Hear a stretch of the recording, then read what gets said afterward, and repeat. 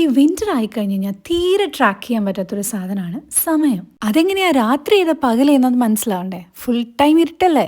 ഇന്നെന്തായാലും work കഴിഞ്ഞിട്ട് ഒരു ചെറിയ ഗ്രോസറി ഷോപ്പിംഗ് ഉണ്ട്. അപ്പൊ അതിന്റെ കൂടെ ഒരുപാട് കാലം പഴക്കമില്ലാത്ത എന്റെ ഒരു നല്ല ശീലത്തിനെ പറ്റി പറഞ്ഞാലോ? വേറൊന്നുമല്ല, ഇറ്റ്സ് ജസ്റ്റ് മീൽ പ്ലാനിങ്. കുറെ പേര് ഇത് ഓൾറെഡി ചെയ്യുന്നുണ്ടാവും, എപ്പോഴോ ചെയ്തു തുടങ്ങിയിട്ടുണ്ടാവും. ഇതേപോലെ പലതവണ തുടങ്ങിയിട്ട് പകുതി വെച്ച് നിർത്തിയിട്ടുള്ള ഒരാളാണ് ഞാനും. പക്ഷെ ഇപ്പൊ കുറച്ച് മാസങ്ങളായിട്ട് ഞങ്ങൾ കൺസിസ്റ്റന്റ് ആയിട്ട് ഇത് ഫോളോ ചെയ്യുന്നുണ്ട്. എനിക്കെന്താ മനസ്സിലായെന്നറിയോ? നമ്മൾ എപ്പോഴും മീൽ പ്ലാൻ ചെയ്യുമ്പോൾ ഭയങ്കര ഹെൽത്തി ആൻഡ് പാക്ഡ് ആയിട്ടുള്ള ഒരു പ്ലാൻ ഉണ്ടാക്കി വെക്കും. എന്നിട്ട് അത് ഫോളോ ചെയ്യാൻ പറ്റാതെ പകുതി വെച്ച് നിർത്തും. കാരണം എന്താണെന്നറിയോ? നമുക്ക് ആർക്കായാലും ഇടയ്ക്കൊക്കെ എന്തെങ്കിലും ജങ്കോ സ്വീറ്റ്സോ ഒക്കെ കഴിക്കാൻ തോന്നും, അല്ലേ?